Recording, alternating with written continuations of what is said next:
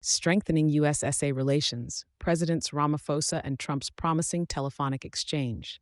In a significant diplomatic engagement, South African President Cyril Ramaphosa held a phone conversation with newly elected U.S. President Donald Trump, sparking a sentiment of cautious optimism for stronger USA ties amidst the ongoing tensions over foreign relations policies.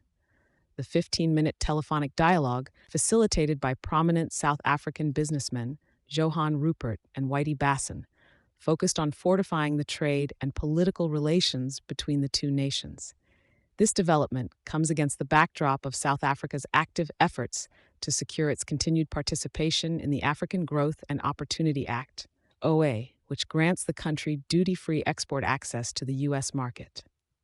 Amid concerns over South Africa's interactions with what some U.S. policymakers consider malign actors, such as China, Russia, and Iran, and allegations of Israel practicing apartheid, the call has been perceived as a positive move.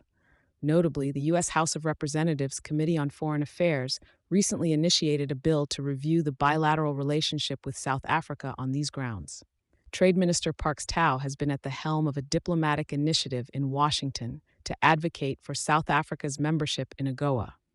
Sources suggest his efforts have been well received by the Biden administration, yet convincing Congress remains a crucial step.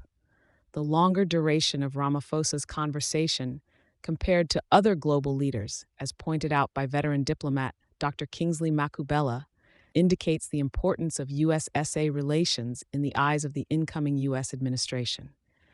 This extended interaction hints at a willingness to address more substantial issues, signaling potential room for negotiation and partnership.